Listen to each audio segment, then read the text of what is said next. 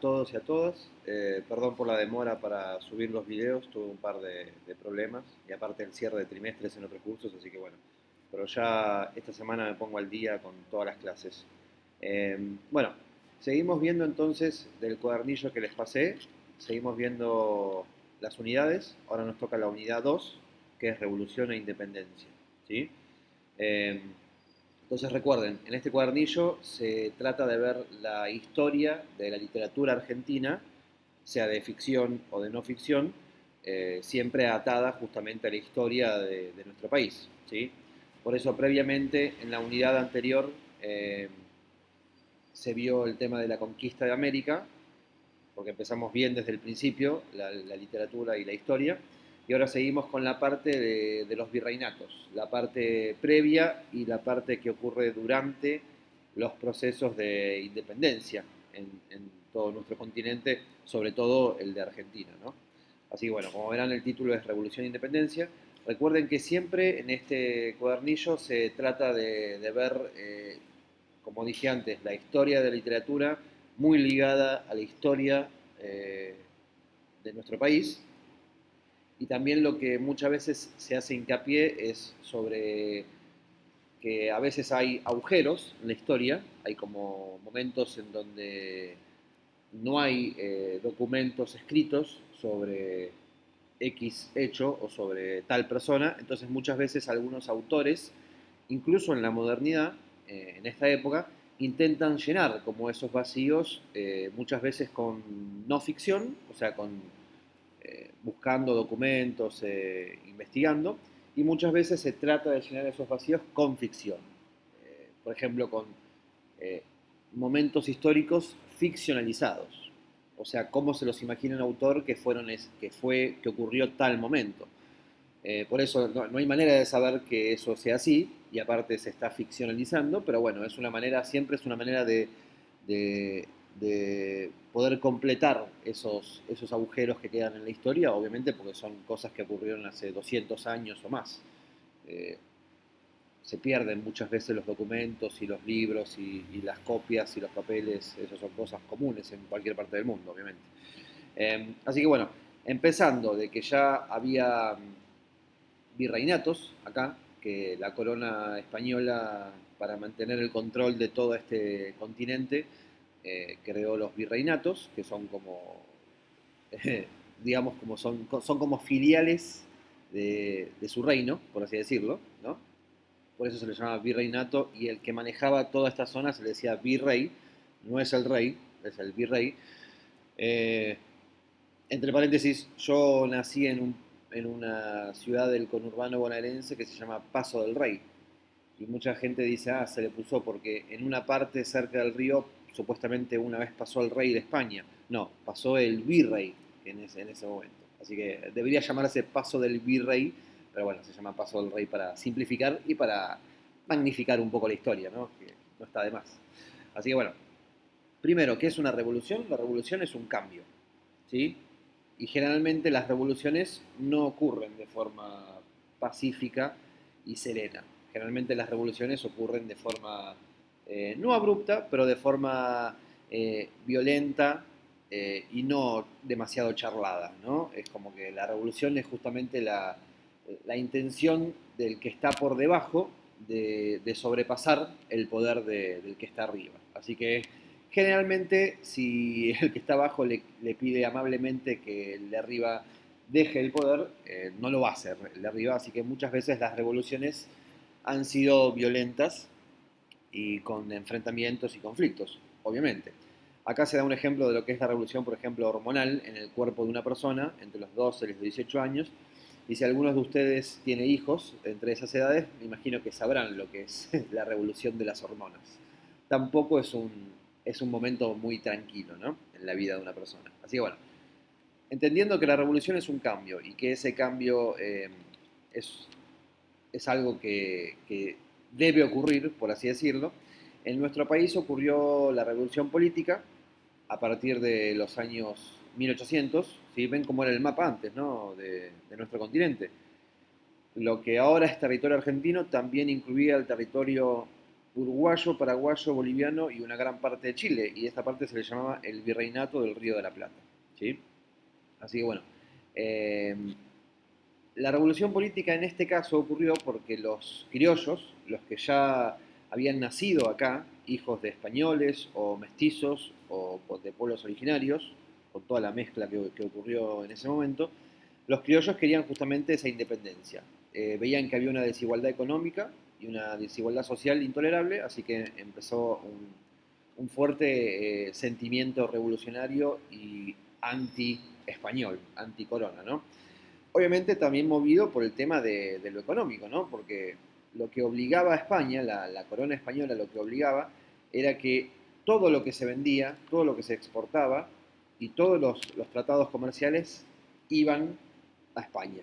Entonces los criollos, los que vivían acá, veían como que obviamente no les convenía solamente comerciar con, con un país, en este caso con un reino, con España, sino que ya el mundo se abría, la tecnología se hacían que los viajes se hagan cada vez más cortos, entonces la libertad, también se quería la libertad política, la libertad de soberanía, de poder elegir el propio destino, pero también la libertad económica, obviamente.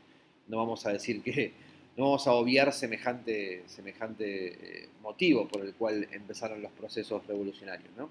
Así que bueno, eh, eh, comenzó obviamente con la Revolución de Mayo en 1810, probablemente lo hayan visto alguna vez en historia o alguna vez en la escuela cuando cursamos. O sea, son cosas que nos enseñan desde primaria, pero a veces uno se va olvidando. ¿Sí? Así que bueno, en el 1810 se comenzó la Revolución de Mayo, ¿sí? Y se pudo sacar del puesto al virrey español que estaba en este momento, que se llamaba Baltasar Hidalgo de Cisneros, y fue reemplazado por no un presidente, sino, como probablemente ya sepan, por la primera junta de gobierno. ¿Sí?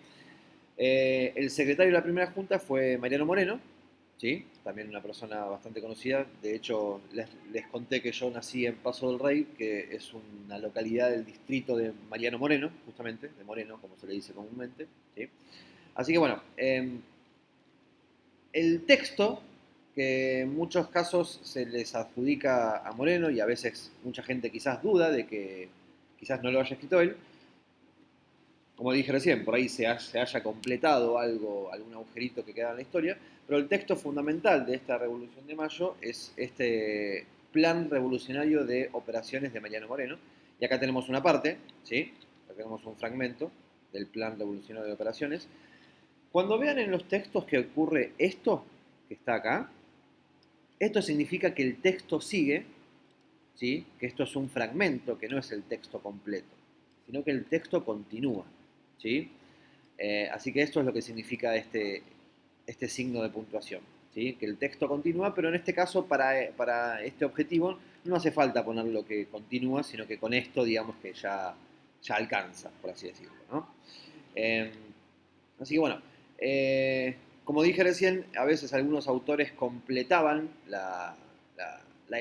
algunos agujeros que quedan en la historia, y uno de ellos es en la novela de ficción de Andrés Rivera, es La Revolución es un sueño eterno, se llama esta novela de ficción, donde Castelli eh, cuenta la decepción que sufrió por haber militado tanto el tema este de la revolución y viendo que en algunos casos, algunos criollos que quedaban no estaban muy de acuerdo con algunas cosas. Entonces, Castelli después participa en una campaña militar con el ejército, es enjuiciado por el primer triunvirato y al final muere de cáncer de lengua. O sea, un destino bastante triste por una persona que eh, hizo tanto para el proceso revolucionario, ¿no? Así que bueno, acá hay un fragmento, perdón que acá acá hay un fragmento de esa novela. Recuerden, esto no es que lo escribió Castelli, sino que un autor llamado Andrés Rivera, en una novela que es abiertamente de ficción, pero que trata de ficcionalizar hechos históricos, es lo que se imagina que sintió o que vivió Castelli. Ven que dice, voy a morir y no quiero morir, escribe Castelli con letras mayúsculas. Esto no lo escribió Castelli, pero el autor, digamos que se imagina lo que habrá sentido esta persona en ese momento. Por eso son estas maneras de llenar los lugares vacíos de documentos de la historia, ¿sí? Bueno, y acá en este escrito se empiezan a hablar ya de algunos, de algunos términos que probablemente después en el resto de la historia argentina van a ser bastante usados. Por ejemplo, compañeros. Castelli le decía a los que pensaban como él, sus compañeros, y cuando se dirigía a los rivales, a los que, con los que estaba disputando, les decía ustedes. Siempre esta parte de, como vimos antes con el tema de los españoles y los indios, esta parte del nosotros y el ellos, o el ustedes, ¿no? Siempre esa diferenciación de los grupos en cuanto a pensamiento, a ideología, a acciones también, ¿no? Bueno, después probablemente conozcan a Simón Bolívar, ¿sí? Muchas veces se simplifica diciendo es el San Martín de Venezuela, ¿sí? Es una manera bastante simplista de mencionarlo, pero bueno, es una manera también de acercarse a este libertador, ¿sí? Recuerden que en este momento, por ejemplo, el país Venezuela, el nombre oficial se llama República Bolivariana de Venezuela, ¿sí? Así que bueno, en el nombre de su país incluyeron el nombre de la persona que más abocó por la liberación de todo ese país, ¿no? Así que bueno, un texto que sí fue, está documentado que fue escrito por él, es La Guerra a Muerte contra todo español que intentara resistirse al ejército criollo en el continente. Así que acá tenemos un fragmento, ven cómo llama a los venezolanos un ejército de hermanos, ¿sí? Y como los arenga y los exhorta a tomar las armas y a defender esta tierra en contra de los españoles. Así que acá vemos todo el texto. Este texto va a estar incluido en una de las actividades que voy a proponer al final, ¿sí? Así que bueno, miren cómo se llama el texto, ¿no? Decreto de guerra a muerte. O sea, no se andaban con medias tintas en esa época. No es que decían, bueno, vamos despacio, invitemos el diálogo. No, ya en ese momento el diálogo, las instancias de diálogo se habían terminado y ya era la guerra abierta, ¿no? En contra de la corona española. Eh, bueno, y después entramos en una parte que en los próximos capítulos también va a ser importante, en el que probablemente hayan escuchado alguna vez entre federales y unitarios, ¿no? Después en el próximo, en la próxima unidad lo vamos a ver más exhaustivamente. Eh, lo que hace muchas veces también este cuadernillo es tratar de revisionar, tratar de ver de nuevo algunas cosas que se nos decían siempre en cuanto a la historia argentina y que quizás no eran tan exactas. O mejor dicho, vieron ese dicho que dice justamente la historia la escriben los que ganan, ¿sí?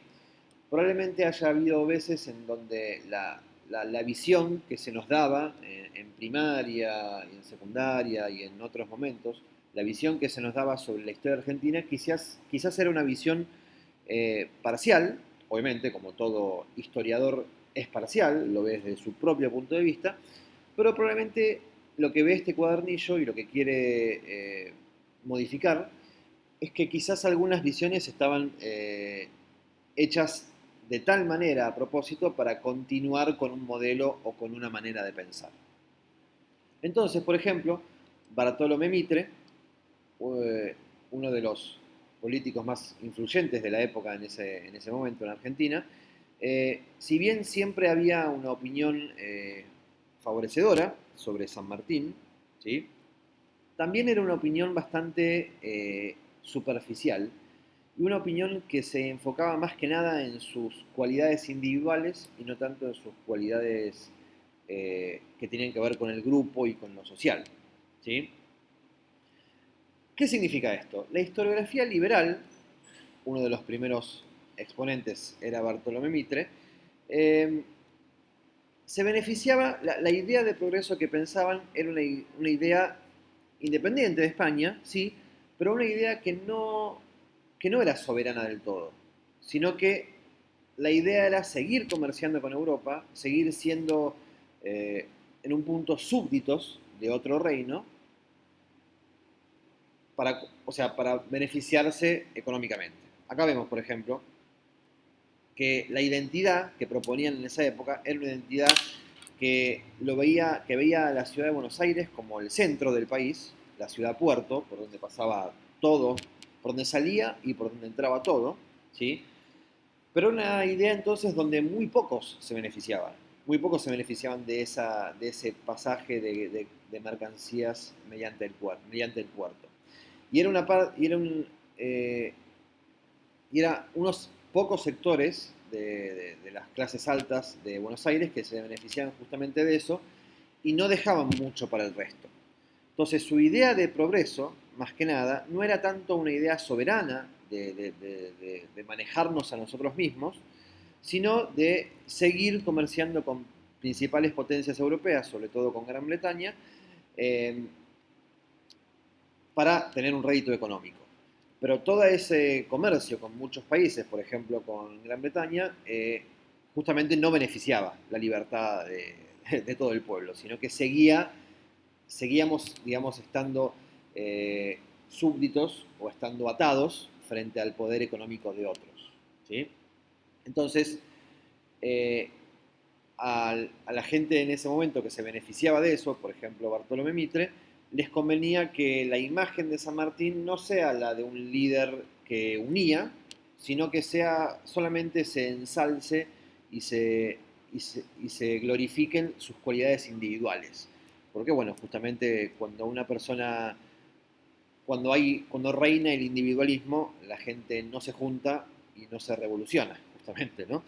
Así que bueno, acá hay un texto, ¿sí? En donde, de Bartolomé Mitre, en la historia de San Martín de la emancipación sudamericana, donde se hace hincapié sobre muchas cualidades de San Martín, se lo veía con buenos ojos, pero básicamente sobre sus cualidades físicas. Y acá ustedes van a decir, qué extraño, ¿no? Se, se habla bien de un libertador, pero no en cuanto a lo que hizo, sino en cuanto a su aspecto físico. Bueno, sí, porque a muchas personas, los que mantenían los monopolios sobre el puerto y sobre la ciudad de Buenos Aires, los que no querían derramar sus riquezas sobre otras partes del territorio, les convenía que la gente no vea a los libertadores como políticos influyentes y como personas que podían unir al país, sino que lo vea solamente como casi una caricatura física superheroica, por así decirlo, ¿no? Así que bueno, ese texto también está bastante bueno, si lo quieren ver. Y al final, ¿sí? Acá hay una entrevista, ¿sí? Entonces, como les dije recién, este cuadernillo intenta que revisionar algunas cosas de la historia que eran como muy, se nos daban desde siempre y quizás no sean tan así. Entonces hay como una reivindicación del federalismo, ¿no? De los caudillos federales por sobre los unitarios. Después lo vamos a ver en la próxima unidad, ¿no? Pero era más que nada tratar de ver que aquellos que abogaban por un país más federal, donde todas las provincias tengan su poder y tengan su voto y tengan su importancia, muchas veces perdieron en contra del poder centralista unitario de Buenos Aires, ¿no? Porque imagínense, ¿no? Si en un país eh, como el nuestro, donde el puerto de Buenos Aires era tan importante, el poder se concentraba solamente en un lugar, en esa ciudad-puerto que siempre fue Buenos Aires, ¿no? Entonces, si las riquezas salen y entran solamente por esa zona, son controladas por un grupo de personas que obviamente no tenían mucha intención de repartir mucho esas riquezas por el resto del país. Entonces muchas veces se ha hablado de que quizás en algunas partes del interior del país eh, hay algún atraso en cuanto al progreso, a la infraestructura, a las riquezas. Bueno, probablemente haya pensado por esta época, ¿no? Una época en la que las exportaciones y las importaciones eran controladas desde Buenos Aires. Y, y quedaba muy poco para el resto del país de todo eso, ¿no? Así que bueno, acá hay una entrevista eh, de Clarisa Ercolano realizada a un historiador, Pacho O'Donnell se llama, que sigue en actividad, que fue con la excusa, ¿no? Del tema este del bicentenario que ocurrió hace unos años. Ven que la primera pregunta es, ¿el bicentenario debería celebrarse en el 2010, en la Revolución de Mayo, o en el 2016, en la Declaración de la Independencia? Bueno, y acá hay todas sus visiones sobre eso. Esta va a ser otra de las partes de la actividad, ¿sí? Así que bueno, eh, la próxima unidad, en el próximo video, vamos a ver la civilización y barbarie, ya cuando Argentina pudo declarar la independencia, ¿sí? Y, y ya no éramos más un virreinato, el virreinato del Río de la Plata, sino un país independiente. Uno podría llegar a pensar, uy, qué bueno, ya la declaración de la independencia soluciona muchos problemas, pero no. Argentina estuvo sumida por muchos años en conflictos internos debido a que, como les dije previamente, algunos sectores tenían una visión de país y otros sectores tenían otra visión de país. Probablemente todo lo que estoy diciendo les suene a grieta, ¿no? Les suene a que en esta época, en el 2021, sigue ocurriendo eso. Sigue habiendo dos sectores bastante marcados de la sociedad que tienen dos visiones diferentes de país.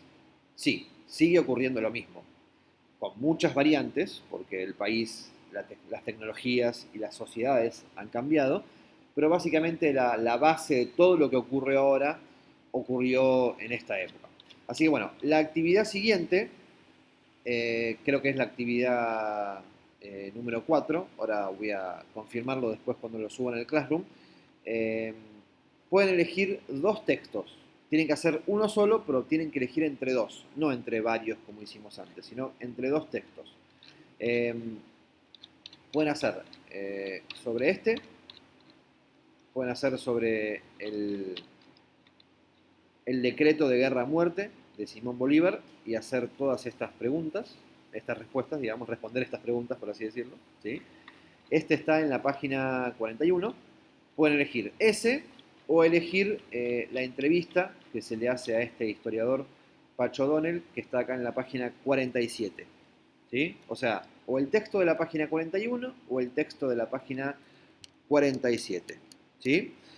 Y bueno, en este caso también las preguntas están acá al final.